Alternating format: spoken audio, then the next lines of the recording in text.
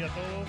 En primer lugar, contarles que el Ministerio de Economía va a cerrar el Fondo Fiduciario de Capital Social, FONCAP, después de una auditoría que detectó severas irregularidades en este fondo fiduciario. Con el cierre de este fondo, el ahorro va a girar en torno a los 100 millones de pesos mensuales. Este fondo, el FONCAP, se creó en 1997. El objetivo era ofrecer créditos y capacitaciones a las microempresas.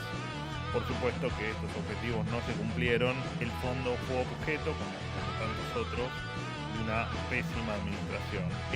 Entre los hallazgos de la auditoría que llevó adelante la SIGEN, se encontró una administración sobredimensionada que otorgaba créditos de manera discrecional y ejecutaba gastos por encima de lo necesario.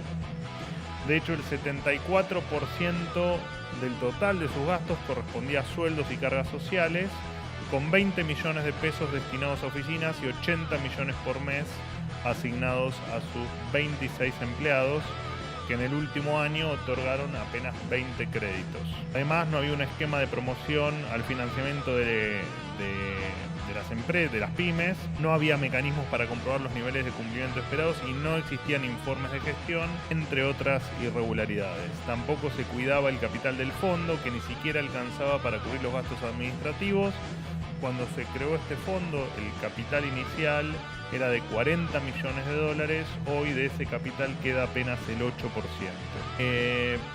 Por supuesto que el Estado metido en el medio no hace que ni las pequeñas, ni las medianas, ni las microempresas se desarrollen, así que lo mejor es que efectivamente el Estado se corra de estos fondos que no tienen ningún sentido, que le hacen perder o gastar dinero al contribuyente inútilmente, que no tienen del otro lado ningún beneficiario más que, por supuesto, los que recién les he nombrado. En otro orden de cosas, destacar la participación del secretario de Coordinación de Producción, Juan Paso, en la 7ª edición de la feria China International Import Expo, donde realizó una presentación y mantuvo reuniones con empresarios del país oriental. Esto es sumamente importante para la Argentina porque permitió mostrar los beneficios de un país estable, abierto a la inversión ante los ojos de una potencia mundial. Es inédito que un funcionario de nuestro país esté haciendo una gira internacional para motivar el libre comercio y forme parte del papel que la Argentina pretende ocupar en el mercado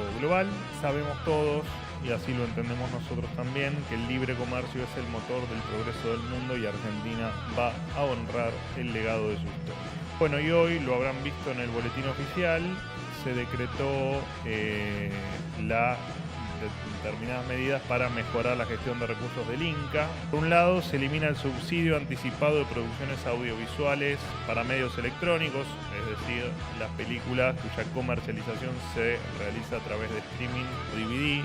Muchos productores previendo que sus películas iban a tener baja cantidad de espectadores en el cine, abusaban de este sistema y pedían el subsidio anticipado para hacer la película en DVD o subirla a plataformas de streaming, cobrando de esta manera un promedio de $50.000 sin siquiera tener la película lista. Incluso en algunos casos la película nunca llegaba a producirse y el dinero, por supuesto, se lo llevaban igual. Este recurso dio lugar a una fiesta de anticipos para películas que después no veía nadie o muchas veces no se hacían. Ahora, en vez de anticipos, se van a dar créditos a tasa de plazo fijo del Banco Nación a 90 días. Si después la película genera interés y consiguen efectivamente un subsidio, pueden devolver el crédito con esos recursos. Además está decir que esto nada afecta el subsidio tradicional para el cine, que es el subsidio, lo que se conoce como el subsidio por sala, donde si la película tiene éxito comercial, el Estado paga un porcentaje sobre lo recaudado, es decir, este sistema hace que el subsidio recibido sea proporcional al éxito de la película. Por otro lado, se reglamenta la obligación de acreditar audiencia para percibir el subsidio tradicional de medios electrónicos, que antes no requería ninguna contrapartida para ser otorgado. Ahora va a ser necesario demostrar un mínimo de 10.000 reproducciones en plataformas pagas para recibir este subsidio. Esto, por supuesto, tiene como objetivo incentivar la producción de películas que la gente sí consume y dejar de financiar aquellas películas de muy baja audiencia. De hecho, encontramos 40 este año, de la última tanda de películas, 40 que tuvieron menos de 1000 espectadores cada una, como por ejemplo Cine en Sangre, Cine en Sonda, 206 espectadores, Después de un buen día, 175 espectadores, todo esto financiado con estos subsidios, ¿no? Partió de mí un barco llevándome, 80 espectadores. Puerto Deseado, 3 espectadores, y bueno, la célebre, que ya la he nombrado en otra conferencia, 300 metros cuadrados y 8 ventanas con 4 espectadores.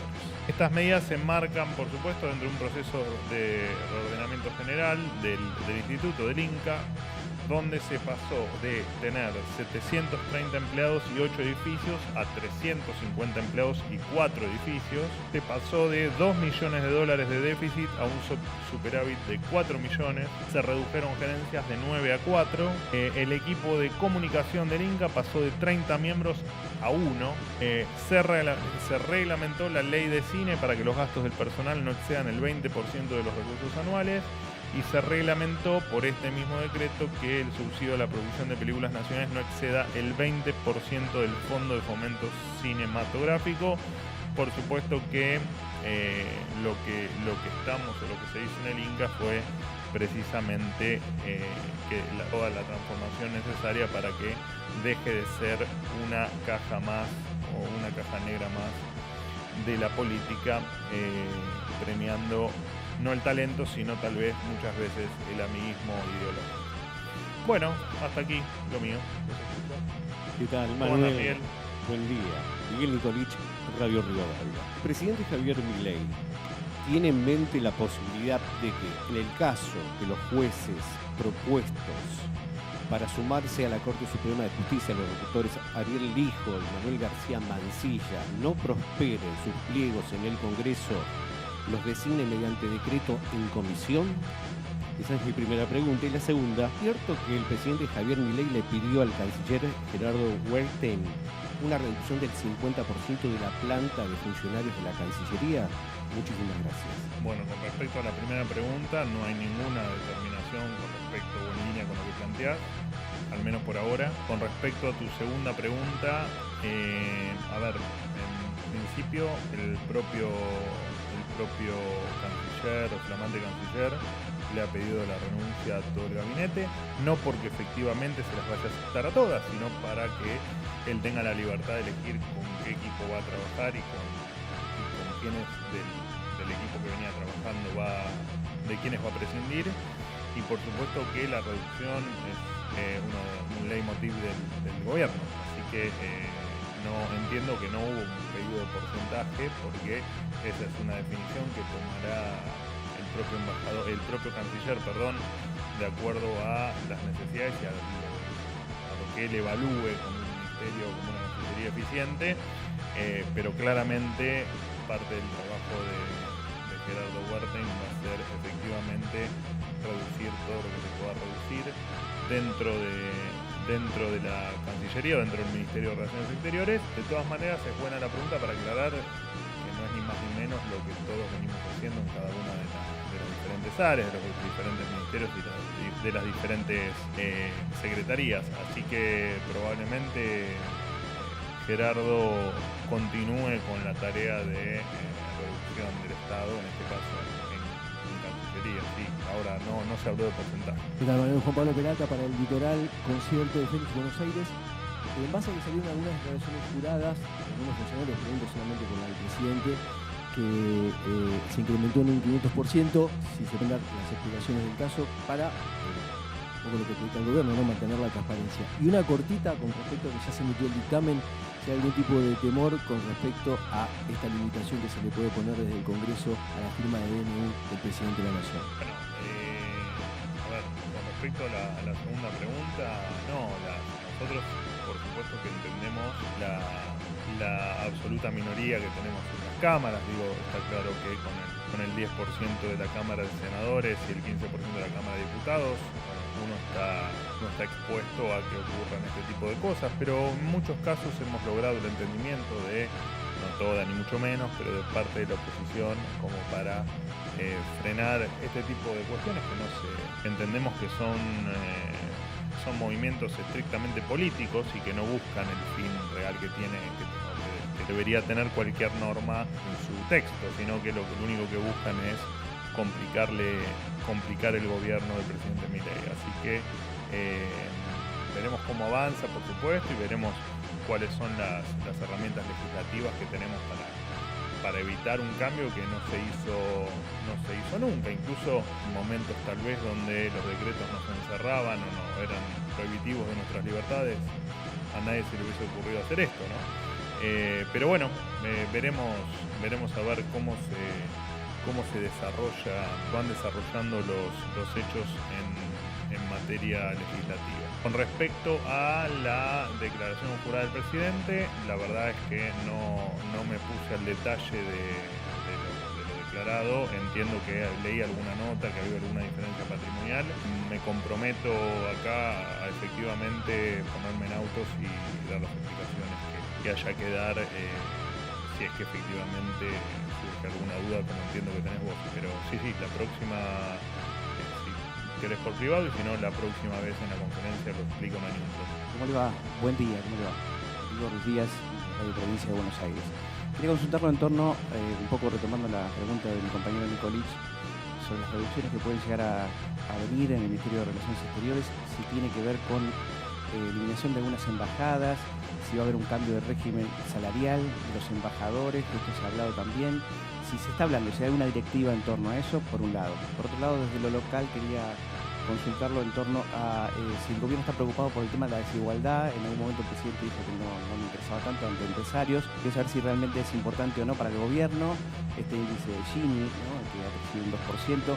Esto lo digo en relación porque hay sectores que parece ser que están recuperándose más rápidamente que otros a nivel de poder adquisitivo, digo, el trabajador, estoy hablando de eso. Por otro lado, veo los balances de las empresas que cotizan en bolsa, que incluso alimentarias, vendiendo menos, evidentemente con un mayor precio o un menor costo que tal vez tenga que ver con lo salarial, están teniendo ganancias mucho mayor que el año pasado, por ejemplo. Si al gobierno le preocupa un poco tener esa situación.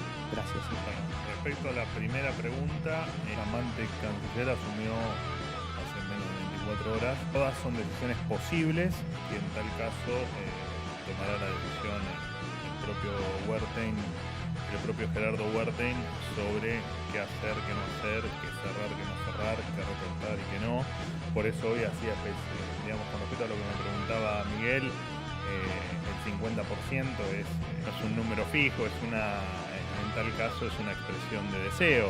Si hubiese ocurrido, porque nadie sabe hasta que no se hace una evaluación de los recursos y de los gastos, qué es lo que se tiene o no como posibilidad de cerrar o de recortar. Así que nos iremos enterando en los próximos días cuál es la decisión que toma el canciller. Eso por un lado. Con respecto a la desigualdad, lo de la desigualdad es una discusión larga en el mundo y larga también en la República Argentina. La desigualdad, vos podés tener una desigualdad muy grande en personas ricas, digo, ¿no? Por ejemplo, vos tenés una desigualdad muy grande entre Elon Musk, que tiene $200.000 millones, y yo, ¿no? Hay una desigualdad enorme entre Elon Musk y yo, simplemente por una cuestión de ingresos y de capital acumulado. Entonces la desigualdad es muy grande. Ahora, sin embargo, ninguno de los dos tenemos necesidades. Yo, como todos los días, por suerte, pago mis servicios y tengo un nivel de vida que, por supuesto, no es el de Elon Musk, pero acorde a todos los días cubrir mis necesidades básicas. La verdad es que ahí mucho no importa la desigualdad, o yo acaso puedo cuestionar la riqueza de Elon Musk. Y la verdad que no. Elon Musk hizo cosas que yo no, o se animó a hacer cosas que yo no. Entonces es razonable que la desigualdad tiende al infinito con Elon Musk. Y Elon Musk va a ser cada vez más rico y yo aparentemente voy a seguir más o menos igual, ¿no? Ojalá que no, pero es lo que aparentemente va a pasar en el corto plazo. Ahora, vos tenés en Cuba gente que es toda más o menos parecida. En Cuba vos no tenés desigualdad y son todos pobres. Entonces la pregunta es, bueno, me parece que la desigualdad prefiero tener desigualdad, ¿no? Si Elon Musk tiene y yo estamos dentro de una desigualdad brutal y nos separa una distancia de años luz en términos de riqueza, bueno, la verdad es que prefiero esa desigualdad y no ser igual donde todos seamos pobres. Así que no, la desigualdad es un tema que no debe preocupar, lo que debe preocupar es efectivamente la riqueza o la pobreza, ¿no? Eso es lo que uno tiene que apuntar a solucionar, el que existan pobres. Y para que, y esa batalla es la que estamos dando, ¿no? Promoviendo un país normal, promoviendo la estabilidad, promoviendo la inversión, promoviendo, ni hablar de la eliminación de la inflación, que es con lo primero que uno ataca la pobreza, porque eliminás el impuesto más distorsivo que pueda existir en el planeta. Así que a la pregunta, no sé si quedó, si te satisface la respuesta, pero no, la verdad es que la desigualdad no es un tema que preocupe por lo que estoy diciendo, porque muchas veces esa desigualdad dada en el plano de un país rico, un país donde sus habitantes tengan una buena calidad de vida, la verdad es que no importa. Sí, porque la cantidad de gente pobre que también. Pero lo que importa no. Por eso por un lado, perdón. Es que no, estás equivocado. Lo que importa es la pobreza. Y cómo sacar a la gente de la pobreza, no en la desigualdad. Pero digo, si piensa el gobierno, por ejemplo, dando cuenta de lo que están ganando las empresas, varias empresas, rubro alimenticio, rubro energético, si esa ganancia, resultado neto positivo, mucho mayor que el primer semestre del año pasado, se podría llegar a derramar, mejores salarios y mejor calidad de vida para el resto de la población, si está pensando eso el gobierno, que puede estar pasando. No creo que tenga nada que ver la utilidad que pueda tener un grupo, o todas, no importa, de todas las empresas con respecto a la pobreza, porque de hecho lo que se necesita es que las empresas ganen dinero para que quieran, incluso los que no están dentro del juego de Argentina, que se puedan incorporar al juego de la inversión y de generar empleo y de mejorar salarios. Así que no, para nada. Sería, de hecho sería un país invivible tener empresas que no ganen dinero, porque estarían todas fundidas, nos quedaríamos sin empresas. Entonces, por supuesto que promovemos a que los empresarios de cualquier tamaño ganen dinero. Manuel, ¿cómo estás? ¿Me escuchan bien? Yo perfecto. Bueno. Ahora te tengo cerca, podrías usar el micrófono, te voy a escuchar igual. Muchas gracias. Bueno, soy Félix Álvarez, de FM Concepto, 95.5 de Cava. Una pregunta puntual respecto del almuerzo, que va a tener, si es un almuerzo, del presidente Milei con los gobernadores radicales, teniendo en cuenta las declaraciones de Milei sobre Alfonsín, que creo que no cayeron bien, y además teniendo en cuenta que va a haber temas importantes como presupuesto, como DNU, como privatización de aerolíneas. Los gobernadores tienen influencia sobre los diputados. Eso por un lado, y por otro, hay en las redes sociales, el diputado Eduardo Valdés, de Unión por la Patria, Eduardo Félix Valdés, le pide al presidente Milei que rectifique sus agravios sobre el personal diplomático, porque está infringiendo la ley 24871. Son dos temas puntuales, y después tengo una tercera, pero dejamos ahí. ¿Sí? En eso somos comunistas, todo por igual. Dale, ¿cuál es la tercera? Bueno, ¿qué piensan hacer con el tema de la Corte? ¿Se va a ampliar la Corte? ¿No se va a ampliar? El PJ o la Unión por la Patria o Frente de Todos está pidiendo una mujer en lugar de García Mancilla. El problema de la tercera pregunta es que siempre me olvido las otras dos, pero reunión de gobernadores.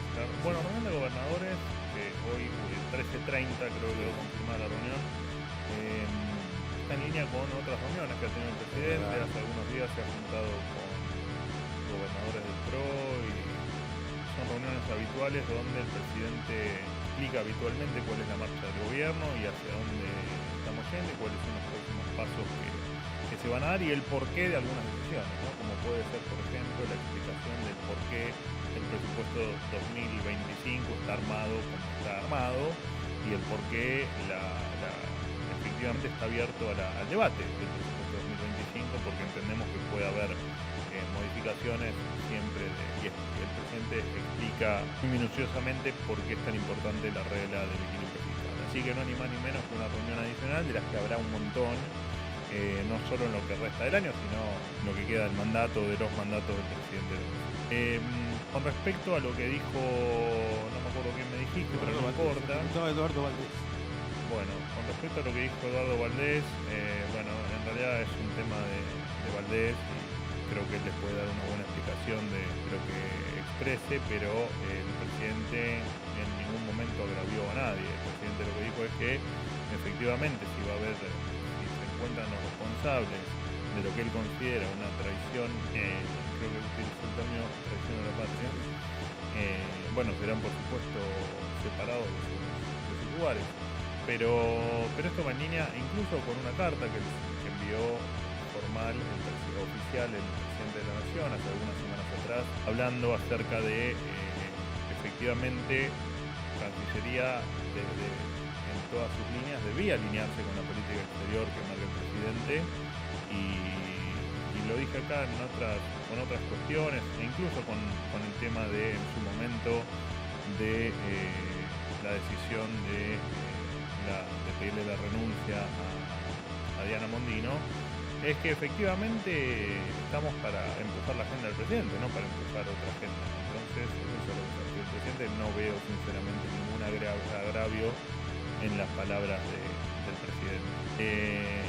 Entiendo que hay algún sector que lo que no gusta es dictatorial, lo que no gusta es autoritarismo, lo que no gusta es vendepatria, lo que no gusta es neoliberalismo, lo que no gusta es vaya a saber Dios qué cosa. Pero no, sinceramente no hubo ningún tipo de agravio hacia nadie, simplemente fue una descripción de lo que iba a hacer hacia adelante, nada más eso. Y con respecto a la Corte, bueno, también me lo han preguntado en un sinfín de oportunidades. Algo que está en proceso y que veremos a ver cómo se desenvuelven los hechos. No hay nada definido o nada en tal caso que les pueda transmitir. ¿Incorporación de una mujer? Bueno, no hay ninguna determinación con respecto a eso. ¿Querés que haya mujeres en la Corte? Feliz? Yo quiero, sí, claro. Estaría muy bien, para darle el toque femenino. Última pregunta. ¿Cómo andas tantos siglos? De Bloomberg, mucho tiempo. Muy bien. Hoy son las elecciones en Estados Unidos. Las quería hacer. Ahí va. Ahí. Perfecto. Bueno, hoy son las elecciones en Estados Unidos, entonces quería hacerte una pregunta al respecto. Los resultados de las últimas elecciones fueron cuestionados por muchos, entonces quería saber cuál es el plan del presidente, si va a reconocer los resultados, gane quien gane. Y por otro lado, el 15 de octubre la Corte en el Reino Unido allá en contra de Argentina. Los bonistas dicen que Argentina tiene 45 días para pagar y que es clave para la reinserción del mercado de capitales. Saber cuál es el plan de Argentina al respecto también. Precisamente todavía no se ha cumplido el plazo, estamos en conversaciones para tomar una determinación en conjunto, por supuesto. Con respecto los resultados siempre se reconocen, siempre que por supuesto donde haya una elección donde prevalezca el sentido democrático y las reglas del juego de la democracia. Así que no hay ningún problema en cuando se conozca el resultado, sea hoy o sea cuando entiendo que pueda demorar algún tiempo en saberse, pero por supuesto que el presidente va a reconocer como cualquier otro resultado digamos, si la intención es compararlo con Venezuela, lejos están una nación de otra, ¿no? Una es una dictadura, la otra es una democracia, así que sí, por supuesto que se van a reconocer los resultados, claro está. Por ejemplo, con México fue Cancillería que felicitó a Sheinbaum por las elecciones, entonces saber un poco también cómo se piensa comunicar eso. Bueno, no lo sabemos todavía, no hemos tomado ninguna decisión, pero en México vos decís por los representantes que se enviaron de Argentina a la Asunción, ¿o a qué te referís? No, o sea, cómo se felicita, por ejemplo, a quien entra a la presidencia, o por WhatsApp, si es Milei o Canciller, por audio de WhatsApp, oficial. o por videollamada, qué sé yo, no sé cómo se hace. Va a haber videollamada con... Y puede ser, yo creo que se sigue a la vieja usanza, ¿no? Por teléfono, o por llamada de WhatsApp, no sé, supongo que es relevante. Lo interesante es que por supuesto se felicite a quien va a encarar un periodo como presidente en cualquier país, en este caso en Estados Unidos, por muchos años y desearle lo mejor a quien salga, quien resulte vencedor, ganador. Gracias. Se terminó. Muchísimas gracias.